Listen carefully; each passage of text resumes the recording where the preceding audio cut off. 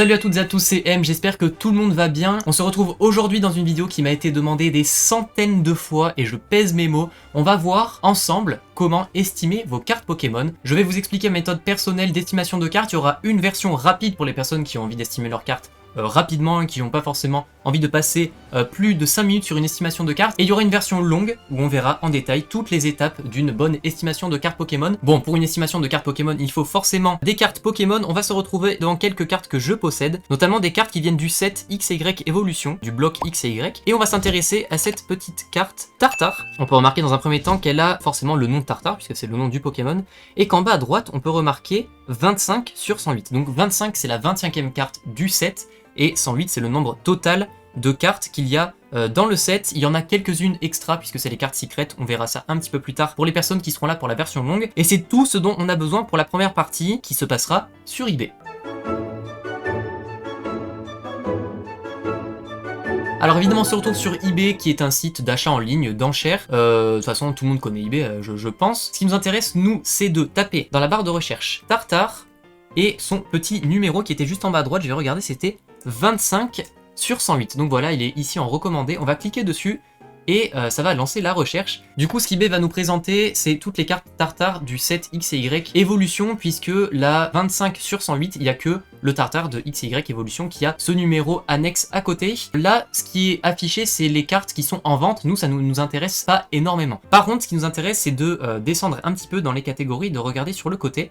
Dans afficher uniquement, on va cocher vente réussie. Ça, c'est extrêmement important. Ça va donner une première estimation. Pourquoi ça va donner une première estimation? Parce qu'en fait, on va voir les ventes qui ont été réussies sur le site, donc les cartes qui ont été vendues pour un certain prix. Donc là, on va regarder. Et dans un premier temps, vendu le 1er mai, on est le 2, donc ça s'est vendu hier. Il y en a une qui est partie pour 14,85 €. Donc là, voilà, on voit déjà qu'il y a une vente réussie à environ 15 €. On descend un petit peu plus bas et on voit que pour 25 €, il y en a une qui s'est vendue le jour d'avant. Quand on continue à descendre, il faut faire attention à ne pas se tromper puisqu'ici c'est la version reverse. Nous on parle vraiment de la version holographique. Donc cette version ne nous intéresse pas, celle-ci non plus. On peut descendre ici et là on voit qu'il y en a une en très bon état qui s'est vendue pour 10 € mais je pense que la vente était annulée. Celle-ci a été vendue pour la modique somme de 5 €. Je pense que c'est une bonne affaire. Hein. C'est une bonne affaire d'avoir acheté cette carte à 5 €, on peut le voir. La carte a l'air en plutôt bon état, donc 5 €, c'était clairement une bonne affaire pour ce petit Tartare. Et quand on continue à descendre, il y en a 7,50 €, 15 €. Là, vous faites une petite moyenne des ventes réussies. On a du 15 €, du 25 €, du 7 €. Je pense que le juste prix de cette carte, c'est 10 €. Voilà, vous faites une petite moyenne des ventes réussies de ce Tartare holographique. Entre 12 et 15 €, ça reste honnête. 25, c'est un petit peu cher. Hein. Moi, je pense que vous pouvez trouver un Tartare holographique de ce set pour bien moins de 25 €. Et là, je parle juste après la vidéo de Michou. Peut-être que dans les jours qui viennent, ça sera plus compliqué d'en trouver à ce prix. C'est tout pour la première partie pour les gens qui veulent des estimations très rapides. Il n'y a pas besoin de savoir grand chose en plus pour les personnes qui n'ont pas forcément envie de s'intéresser. Vous tapez le nom de votre carte avec le petit numéro qui se trouve en bas à droite ou en bas à gauche de la carte et vous regardez dans les ventes réussies. Pour la deuxième partie, on va s'intéresser un petit peu au Pokédex des cartes Pokémon qui s'appelle Pokécarddex. C'est un site qui est ultra pratique et super utile pour toutes les personnes qui s'intéressent de près ou de loin aux cartes Pokémon. Quand on tape Pokécarddex sur Google, on arrive sur cette page. Le site se présente de telle manière, nous on va directement aller sur plus de séries pour afficher l'entièreté des séries présentes dans le set. Alors le site lag un petit peu parce qu'il y a eu la vidéo de Michou, je pense que beaucoup de personnes sont sur le site en ce moment. 5 minutes later. Bon ça y est, le site a fini par charger, il se présente de la sorte. On a tout qui est découpé par bloc, donc là en ce moment on est dans le bloc épée et bouclier, on a style de combat qui est sorti il y a peu, de 2017 à 2019 c'était soleil et lune, et nous on va remonter jusqu'à X et Y pour arriver au set X et Y évolution, on va cliquer dessus, je pense que ça va encore mettre une plombe à charger. One eternity later. Ça y est, on est enfin arrivé sur la page X, Y évolution, et comme on peut voir, il y a toutes les cartes recensées de la première jusqu'à la dernière, et évidemment il y a les cartes secrètes, qui nous intéresse pas énormément maintenant puisqu'on va regarder les cartes holographiques et ce pour faire on va décocher rare, unco, commune, ultra rare et secret et on a accès à toutes les cartes holographiques de l'extension et on voit évidemment le Tartare, la carte qui nous intéresse. Du coup il n'y a pas d'erreur possible, c'est exactement la même que j'ai en physique, c'est bien la 25e sur 108 de ce set et ce qui est très important à regarder, maintenant juste avant de passer au site suivant, c'est le petit logo en bas à droite. Là, on voit que ça fait un espèce de... je sais pas trop comment expliquer ça, mais c'est le logo X et Y Evolution. On va passer au site Poképédia, et là j'ai caché mon webcam pour souci de praticité. Juste ici à droite, on va taper le nom de Tartare, pas besoin de l'écrire en entier. Une fois qu'on arrive sur cette page, la chose qui nous intéresse le plus, c'est de trouver son nom en anglais. Donc il est trouvable juste ici, c'est Poliwrath. On va le copier parce que ça c'est très important également. Bien retenir le nom de ce Pokémon en anglais. On va directement aller sur le site suivant qui n'est autre que Card Market. Alors Card Market, pour les personnes qui ne connaissent pas, c'est vraiment la caverne d'Alibaba pour tous les collectionneurs et les personnes qui s'intéressent aux cartes. Pas uniquement Pokémon, il y a du Yu-Gi-Oh, du Magic et j'en passe des meilleurs. Et il y a aussi beaucoup d'accessoires pour protéger vos cartes. Beaucoup de personnes me demandent comment je protège mes cartes. Et ici sur ce site, vous pouvez trouver beaucoup d'accessoires qui permettent la protection de cartes Pokémon.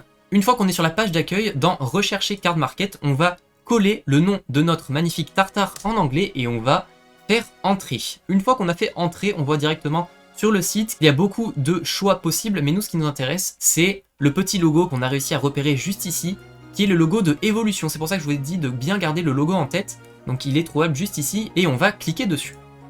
Après tant de péripéties, on arrive finalement sur la page de Tartare et on peut voir avec ce magnifique graphe la tendance des prix actuels. Voilà, là vous avez une estimation qui est presque parfaite. On voit la courbe monter et descendre avec la carte qui part de 30 centimes jusqu'à, je pense pas qu'ils mettent le prix le plus élevé, mais on voit en tendance des prix que le prix moyen de la semaine c'était environ 5,19€ pour cette carte, et aujourd'hui c'était 4€. Une chose qui est très importante à savoir sur Card Market, c'est que les cartes sont recensées par état. Vous n'êtes pas sans savoir qu'une carte, elle va de l'état neuf à l'état défoncé. La carte elle peut être vraiment en très mauvais état. Il y a un recensement pour les cartes, je vais vous le montrer juste ici. Alors, pour le recensement des cartes, on commence par le plus bas, c'est pour. Après il y a Played, Light Played, Good, Excellent, Near Mint et Mint. Vous m'avez sûrement entendu employer le terme mint ou near mint parce que ça c'est vraiment les cartes dans leur état incroyable. C'est vraiment une carte qui est très propre, qui est neuve. Mint qui veut littéralement dire neuve. Near mint c'est presque neuve. Excellent c'est excellent. Et après bon, good c'est bon. Light played c'est un petit peu joué. Played c'est joué. Et pour c'est